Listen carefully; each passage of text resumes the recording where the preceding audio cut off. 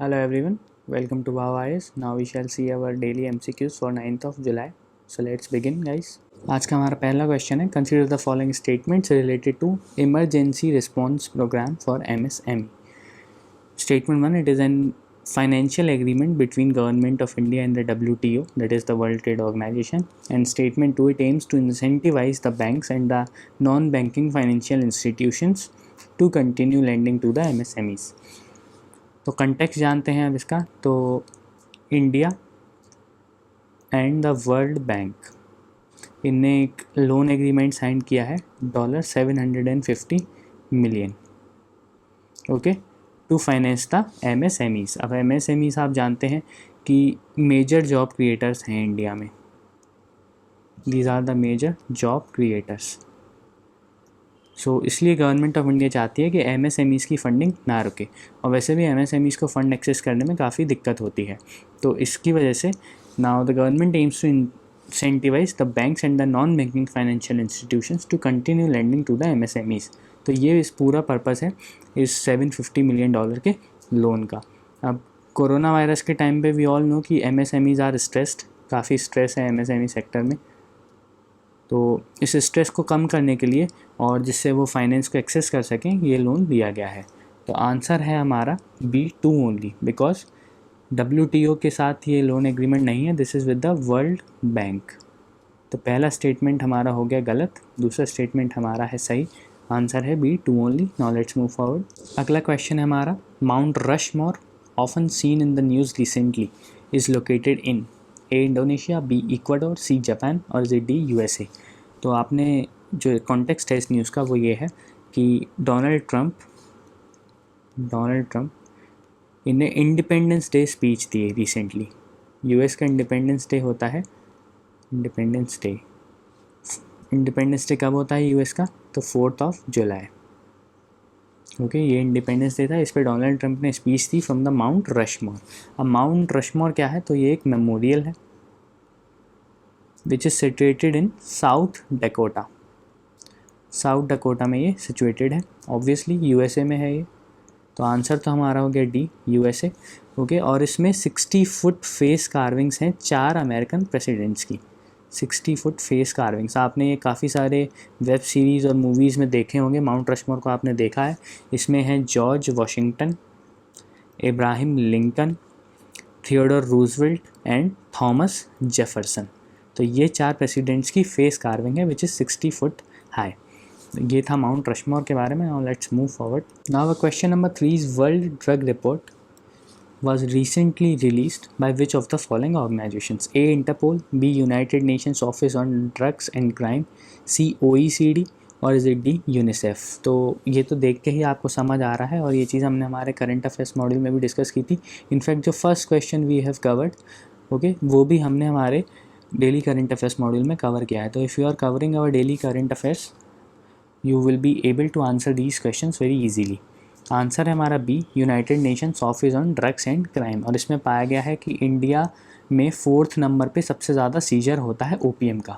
4th highest seizure of OPM, sorry 4th highest seizure of OPM होता है India में। सबसे पहला होता है हमारा ईरान में, दूसरा होता है अफ़गानिस्तान में, और तीसरा होता है पाकिस्तान में, फिर चौथा इंडिया में, ओके। और इवन 90% जो प्रोडक्शन होता है ओपीएम का that is done in Asia, more than 90%, और कंज्यूमर्स भी 90% से ज़्यादा एशिया में ही हैं। तो ये बात कुछ जानने वाली थी, बट इसके अलावा काफ़ी सारी उसमें डिटेल्ड इन्फो थी, डेटा था, तो वो हमने करंट अफेयर्स मॉड्यूल में ऑलरेडी कवर कर रखा है। तो please once go through it, then please try to solve this question. आपको काफ़ी सारी नई नॉलेज मिलेगी उससे। Now let's move forward. Now question number 4 is, consider the following statements with respect to the National Pharmaceutical Pricing Authority NPPA. Statement 1, it deals with the issue of affordability and availability of medicines, and statement 2, it is an office attached to the Ministry of Health and Family Welfare। अब हम जानते हैं context क्या है। तो National Pharmaceutical Pricing Authority, it has allowed the pharmaceutical companies to increase the price of essential blood thinner है जिसका नाम है हेपारिन, ओके, हेपारिन। तो NPPA ने इस हेपारिन ड्रग का, जो कि एक एसेंशियल ब्लड थिनर है, उसकी कॉस्ट इंक्रीज़ करने के लिए अलाउ कर दिया है बाय 50%। 50% आप कॉस्ट, जो फार्मास्यूटिकल कंपनीज हैं वो कॉस्ट को इंक्रीज़ कर सकती हैं। तो ये था हमारा context.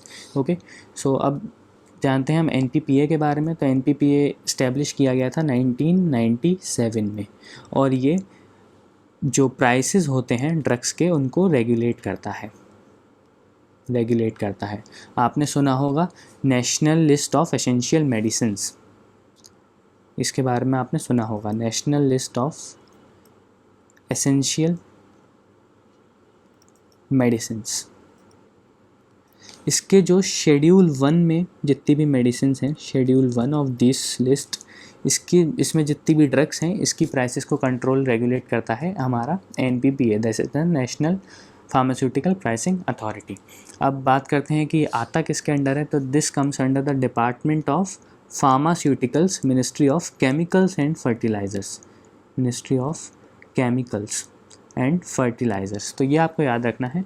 Ministry of Health and Family Welfare में नहीं, ये नहीं आता है, ड्रग्स से रिलेटेड है, तो this comes under Ministry of Chemicals and Fertilizers. तो स्टेटमेंट 2 हो गया हमारा गलत, स्टेटमेंट 1 है हमारा सही, आंसर है A1 only. National list of essential medicine की शेड्यूल 1 की जो ड्रग्स इंक्लूडेड हैं शेड्यूल 1 में, उसकी प्राइसेस को ये रेगुलेट करता है, जिससे अफोर्डेबिलिटी मेंटेन कर सकें। तो ये आपको याद रखना है, this is important. National list of essential medicines, इसकी प्राइस को कौन रेगुलेट करता है, तो that is the national pharmaceutical and pricing authority. Now let's move forward. Now next question is consider the following statements related to Sagarmatha Samvad. Statement 1, it is a global dialogue forum initiated by the SAARC, that is South Asian Association for Regional Cooperation. And statement 2, 2020 theme was climate change, mountains and the future of humanity. तो अब देखते हैं सागरमथ संवाद चीज़ क्या है। तो recently context ये है कि नेपाल के prime minister KP Sharma Oli, इनने Nepal's PM invited Indian and Pakistani PM for this convention, that is Sagarmatha Samvad.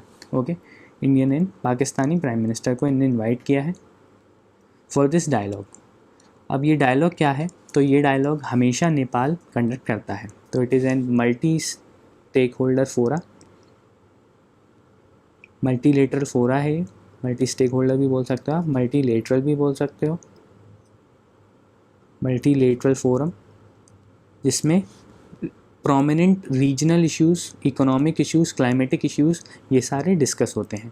Okay, regional issues हो गए, फिर एनवायरमेंटल इश्यूज़ हो गए, फिर आपके इकोनॉमिक इश्यूज़ हो गए, तो ये सब डिस्कस होते हैं इस सागरमथ संवाद में।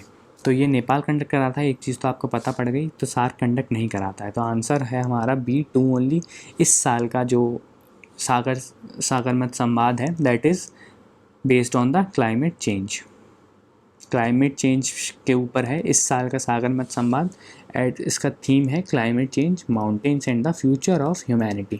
तो ये थीम करेक्ट है, और बट ये सार्क नहीं कराता, ये नेपाल गवर्नमेंट कराती है, एंड दिस इज़ बायएनियल। ये आपको एक चीज़ और याद रखनी है, 2 साल में एक बार होता है बायएनियल। तो आंसर है हमारा B। इसी के साथ हमारा आज का डेली MCQ ख़त्म होता है। I hope you liked it, और हमारे चैनल को सब्सक्राइब कीजिए और please press the bell icon so that any further update can be brought up to you. Now we shall meet tomorrow. Thank you guys.